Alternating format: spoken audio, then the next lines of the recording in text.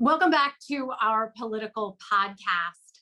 We are heading toward the midterm election when voters are going to be making some very big decisions in Pennsylvania for a new senator and a new governor. And we have an election on the cusp after that for Philadelphia's mayor, and candidates are already starting to jump in that race. And today we have with us someone uniquely positioned to talk about these races because he has held two of those jobs, and that is former governor and former Philadelphia Mayor Ed Rendell. Governor, thank you so much for taking some time. My pleasure.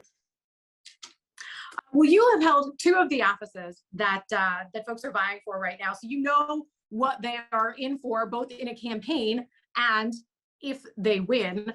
Let's start with the mayor's race, which we're just starting to see the first candidates get in there.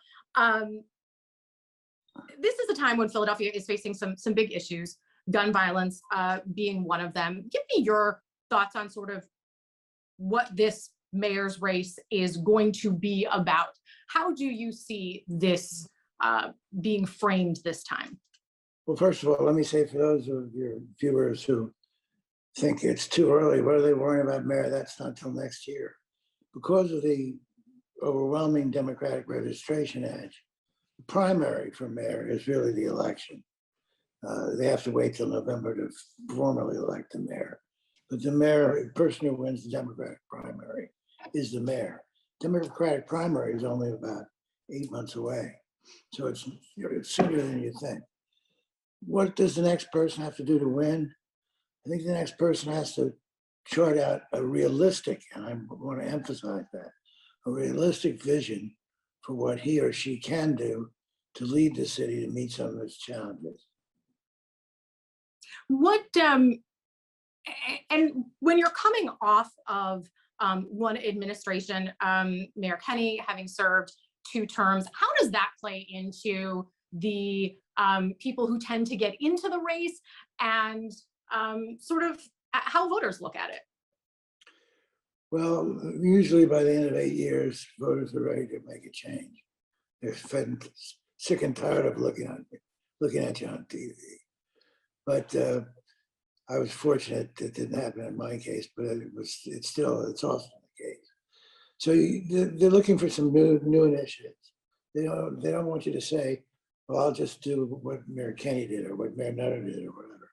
They're looking for some new ideas, a fresh approach, how you're going to sort of revitalize it's like a car that needs tuning up every 8 years. How are you going to tune up this car to make it run better?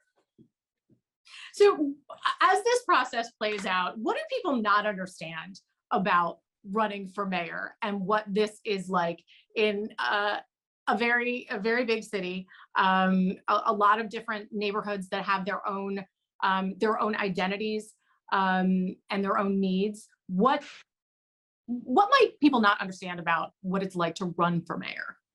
Well, it's very hard because of what you just cited, the many different neighborhoods, the many different ethnic groups. You're constantly campaigning. From the moment you get up to the moment you lay your head on a pillow, you're campaigning, you're thinking about stuff, you're meeting people, you're going to places, and it requires a lot of stamina. But that's good. That's a good test because being mayor requires a lot of stamina. On the typical Saturday in July when I was mayor, I would have my first event starting at 10 o'clock in the morning, my last event at 10 o'clock at night. In those 12 hours, I would often go to 10 or 11 different stops. 95-degree weather, 90% humidity, 9 or 10 different stops.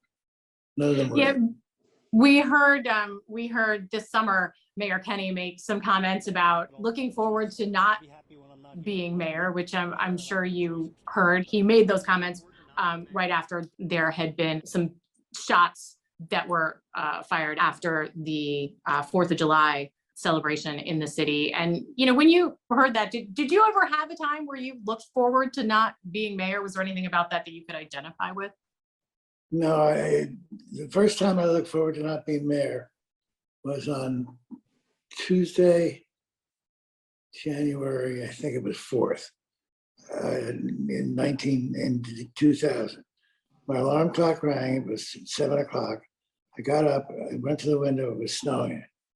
And I said, God damn it, snow, it's gonna cause all that overtime. And then I realized I wasn't mayor anymore. It was somebody else's problem. So there's a relief to it because being mayor, everyone looks at you to solve every single problem there is. And the pressure and the tension is omnipresent. It's always there. So when Jim Kenney said he's looking forward to not being mayor, he's looking forward to maybe being able to relax a little bit. But Jim Kenney is a fighter and he wants to be mayor. He'd love to successfully challenge a few of the things that are plaguing him.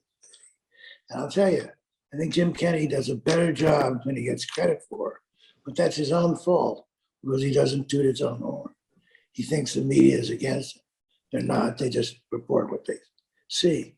And Jim has made some progress in a number of areas, but gets no credit for it because he sort of has retreated and isn't outgoing anymore. Mayor has to be outgoing. Mayor has to tell the citizens, this is what we're going to do this week.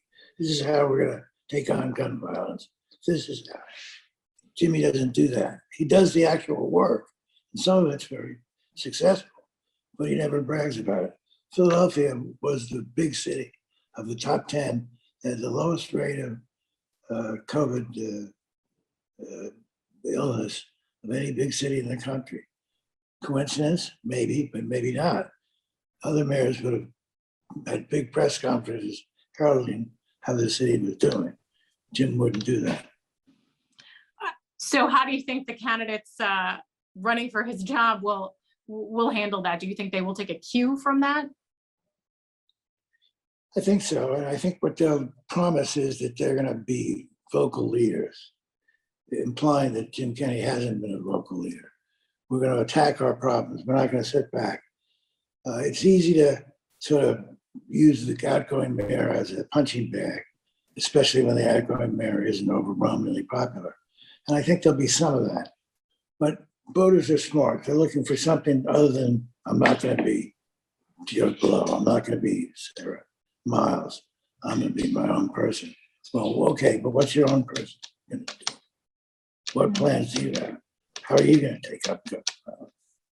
And then when there are real issues, people are interested in what your proposed solutions are. They're really interested in real stuff. They want to listen. They want to hear. Yeah, one of the issues, obviously, that that Philadelphia has been dealing with is the gun violence.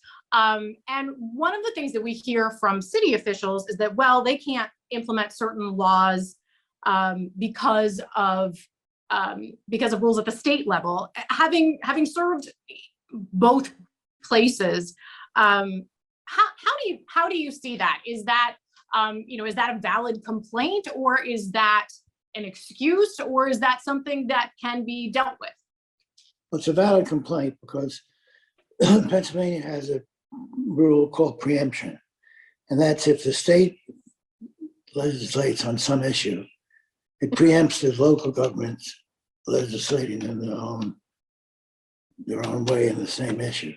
So, for example, if we wanted to have a law that you couldn't possess a semi-automatic pistol in the city of Philadelphia, we could pass that law, but it would be preempted by the state law, which allows for ownership of a semi-automatic pistol.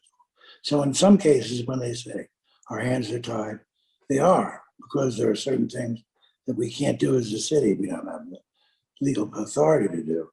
But on the other hand, there are things that we can do. And until you've exhausted them, it does no good to say, well, the state has all the power. We can't do anything about that. Well, try, come up with ideas, try to build bridges with the state, with the federal government, with the U.S. Attorney's Office. In the city, in Philadelphia, the Democratic Party recently has not backed some sort of newer, more progressive candidates, and the candidate that they did back didn't win. And I wonder, what does that mean to you? It's basic politics 101. Progressives are progressives because they're interested in the outcome of what government does. They think government can be a force for good, and they're right. Sometimes they're unrealistic, but they're right about their goals. And the people who are progressive voters, who call themselves progressive, they care about politics and government, so they vote very heavily, a high percentage turnout. The ordinary citizens who, let's say, are more moderate, aren't as passionate about it, and they don't vote to such a high turnout. So let's say the progressive voters in Philadelphia and the Democratic Party make up 18% of the voters. But since they vote so well, they're good turnout voters, in a primary, they may cast 38, 39% of the total. The total ballots cast. And that gives them tremendous weight. It's why progressives can win a lot of these primaries against established Democrats.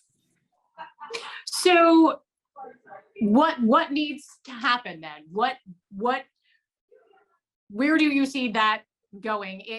If that power is there, do you see the party starting to embrace them more in the primary cycles? Or is this going to be something that you see, fought out more in the coming years? Two things will happen. One, you're right, the party will start to embrace them more because they're the people who win. And secondly, the progressives who get elected will learn that in government yourself, you can't do everything you want.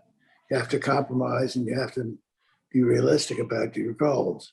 And that'll be a good process because they'll learn what's doable in government. And it'll be a learning process on both sides. The politicians will learn, progressive voters will learn. Let's talk a little bit about the statewide races that are underway right now. The governor's race, the Senate race. Have the calculations for winning statewide changed? I mean, we saw former President Trump able to win statewide in Pennsylvania in a presidential race, and then things swung back the other way. When it comes to statewide races, Senate, governor, are the same calculations at play that when you were running, or do you see that things have changed in terms of how to win? Well, it's a little different. There's always evolution in everything, including politics. But it is changed in some respects, but it's the same in many respects. Normally, there's a mood that affects elections, whether it be Senate, Congress, or governor. And usually it's a national mood. You hear about the red tide or the red wave, the blue wave. The Democrats benefited from the blue wave in 2008. The Republicans had a red wave in 2010. Everyone was predicting this was going to be a red wave this year. One, because it's tradition that the party out of power that doesn't have the White House does well. And the party that does have the White House doesn't do well in the first election after the new president is elected. So there was historic tendencies that said it was going to be a good year for Republicans.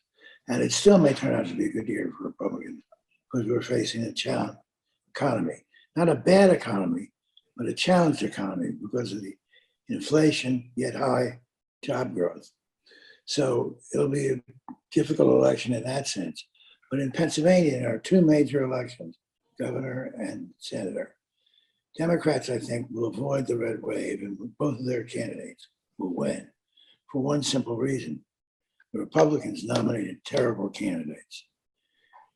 Mr. Mastriano may be good for his district, but his views are out of line with 70% of Pennsylvania. Outlawing abortions with no exceptions for rape or incest, no exceptions for life of the mother. That's not tenable. 75% of Pennsylvanians would be dead set against that. He doesn't believe that there should be marriage between people of the same sex. Well, that issue has been decided. People are okay with it. He would take us back to times that would be very difficult. So he's not a good candidate because of his views. His views appeal to a certain segment of the population, but not to overall. So he's a lousy candidate. And the Democrats have a good candidate. Josh Shapiro is almost if you were writing a textbook, what a governor's candidate should look like. It would be a successful, crusading, likable attorney general. And that's what we've got.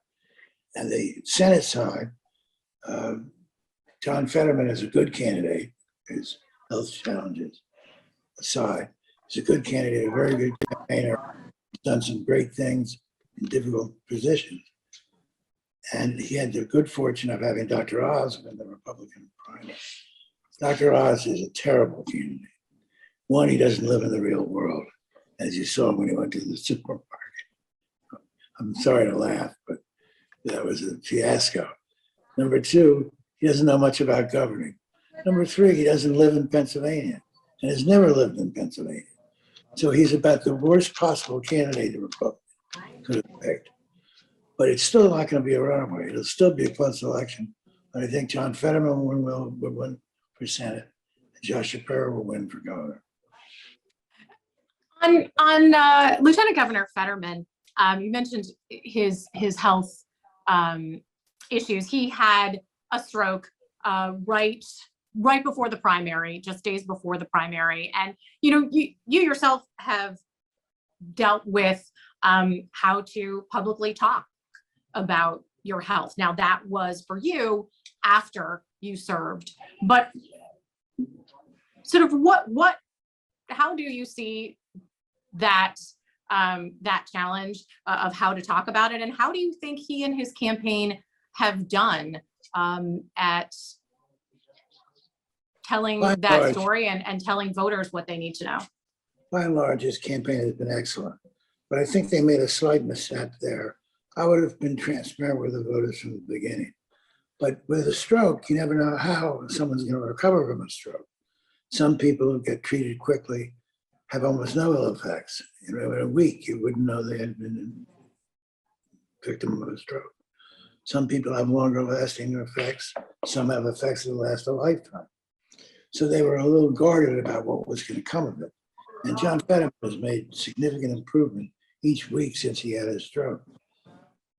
John is getting better. I had a 15-minute conversation with him last week, and he made one flub.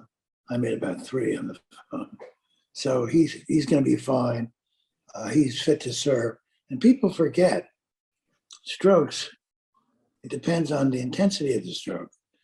Dwight David Eisenhower, President Eisenhower, Ike had a stroke in his 4th year as president. In fact, there was some talk that he wouldn't run for re-election. Well, as you recall, he ran for re-election, won it in a landslide, and then served the next 4 years without any health impairments at all. So I think as people get to see John and hear him in the remainder of the campaign, any fear that they have that the stroke would make him unable to serve in the Senate will be blown away. I mean, he will maybe occasionally not be able to enunciate a word he was thinking of, but it's going to be nothing that will affect his ability to be a good senator, to work hard and to do the job. Do you think that voters are seeing him? You said when they see and hear him. Do you think they are seeing him enough at this point? No, but they'll see him a lot more in the last 8 weeks. Each day he's out more and more. Consistent with his rehab, each day he's out more and more. Each day he's making more public appearances. And the feedback I get from when he goes and makes a public speech is very good.